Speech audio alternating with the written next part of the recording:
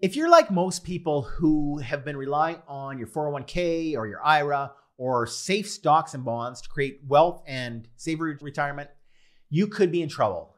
And if you don't realize the kind of trouble you're in and why, you're even more screwed. So today on Renegade News, we're going to discuss 6 reasons to walk away from traditional retirement savings plans right now and what to do instead. So let's get right into it.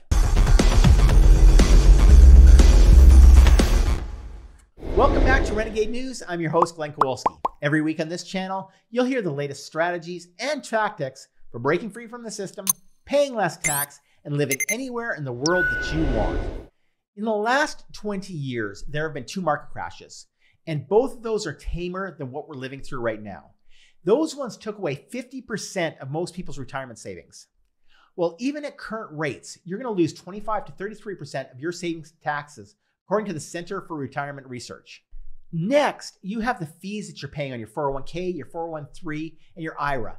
And they're going to devour as much as 40% of that value, according to Brightscope at the US Department of Labor. You also have no clue which retirement accounts will be worth when you hit that magic number 65 mark. When you were planning on getting that condo overlooking the ocean in a place where it never snows. Next, you have no clue the amount of the tax rates are going to be when you actually go to retire. So the tax rates you're going to have to pay on those savings. There are also no guarantees. The only guarantee that Wall Street gives you is that they will get paid whether you make your money or you lose your shirt on the next market crash. And that's why it's so important, in my opinion, that people should unbank, cash in your government-controlled investments, forget about conventional investing, and start investing in alternative wealth and business strategies that are guaranteed to give you liquidity, control, freedom, and tax advantages. Robert Kyosaki's cash flow quadrant represents the different methods by which income or money is generated. The first quadrant is E, which is the employee. And that's what most individuals use. And most people only live in that one area. You work for a company, you trade your time for your money. If you want to earn more money, you have to go work more hours, get a second job, ask for overtime, those types of things. Another option is to work for a company that pays better, but you're still only trading time for money either way. In this particular quadrant and in this position, there is no passive income. Every dollar you earn comes from an hour of work that you do. And if you don't work, you don't make any money, period. If something happens, you are done. There's no way that you can make any money if you're not working. The next quadrant is the business owner, the B quadrant. And as a business owner, that implies that you have certain systems in place to run a business and earn money. You have others working for you as employees. You aren't selling your time for as money, but rather you're selling a product or a service. So in other words, you don't have to be working for the business to generate income for you. The systems and the people who are working for the business, they could successfully run that business without the business owners constantly being involved. And the better that you set up those systems, the better that business is going to run without you. Which brings us into the next quadrant that a lot of people confuse with business ownership, and that's the S quadrant for self-employed. This is one step better than being an employee because at least you're working for yourself. But in reality, you're still trading time for money. You own your business, but in reality, the business really owns you, and so many business owners fall into this. The positive benefit is that you have more personal and financial freedom than you do as an employee. But overall, you are still always trading time for dollars, and you're usually working in your business instead of on your business. The final quadrant in this cash flow quadrant is the I quadrant, which is the investor. This is where you really have passive income. Investments like stocks and bonds and real estate, they're generating an annual cash flow for you. And these are the investments that allow you to actually retire because it's passive. It can also be things like trademark ownership, copyrights, and royalties, for example, on books or music. And they're things that you build once and they have a long lifespan, sometimes from 5 to 10 years, other times, many times further out. So ultimately, all of our goals, if we want to find a life of freedom and retire if that's what you're looking for, or at least live free anywhere in the world you want, you have to move into this investing quadrant and then become an investor where your money and your assets are working for you. Now, according to Robert Kyosaki, there are 5 secrets to better investing. Kiyosaki often says that people should spend on assets, not liabilities. A simple example of this is to invest in real estate instead of buying fancy clothes or a new car. Now, of course, if you have a home that you live in, it's not really wealth generating, even if it's mortgage free, because it incurs liabilities like utilities and insurance and maintenance costs and so on. But if you own a building that you can rent out and it goes up in value, that's a wealth generating asset. Next, he says that you have to pay yourself first. And this might sound to some people who are just getting into this a little bit odd. How can you afford to pay yourself if your business isn't doing that great, for example?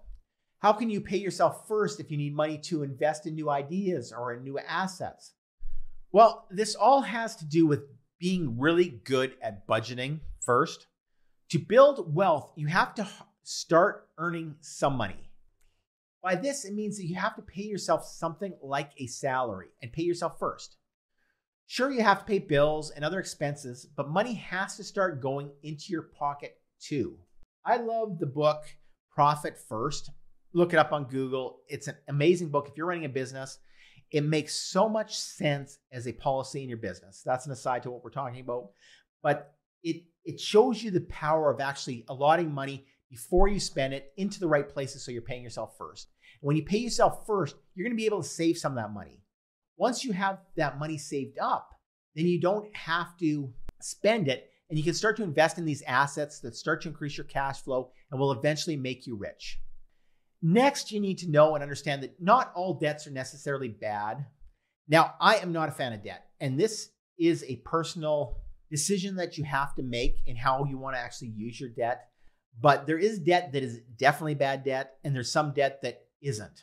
And certain debt can be leveraged to make you rich. People often look at debt as this bad thing, but if you can use it to develop a strategy to make the debt work in your favor, it can be valuable to you. But in order to do that, you first need to understand what differentiates a good debt from a bad one. Kiyosaki classifies good debt as something that you can use to generate more income. That's why a mortgage that's used to generate an income-generating investment like an apartment block is good debt. It gets you into that apartment block sooner than you would be able to be if you paid with cash, which maybe never, but it's actually building value and generating cash flow at the same time. But this is all assuming that you can cover the mortgage through that rent. If you can't cover the mortgage or close to it through the rent, then it becomes a bad debt. And bad debt is debt that has you working extra hard to cover your interest costs while you're actually doing it. So if you have to put in extra money towards the interest of that debt, it's generally considered a bad debt. It's the kind of debt that you create when you overspend on your credit cards, for example. That's a huge example of a really, really bad debt. Kiyosaki considers a mortgage to be bad debt when it doesn't produce an income, like on your own home. So therefore, if you can buy your own home with cash, you're not getting into a bad debt. A lot of very wealthy people, Grant Cardone, say you should never own your own house. He invests in real estate for rentals, but for his own house, he actually rents it out. And if you do incur bad debt, the first thing that you should do, the first thing that you should prioritize is to pay off that debt first. Spend every effort you can to get out of that bad debt. And then learn from those mistakes to avoid getting in that similar position again. I know so many people who have gotten out of debt through consolidation or through a windfall or inheritance. They get out of debt, but then they just go right back into it again. So there's no gain. And you have to learn to stay out of that bad debt. Debt is probably one of the biggest prisons that we can get ourselves into in life. And one of the biggest things that'll stop you from ever being free. The next thing that you need to do to really grow in this area is to expand your financial knowledge.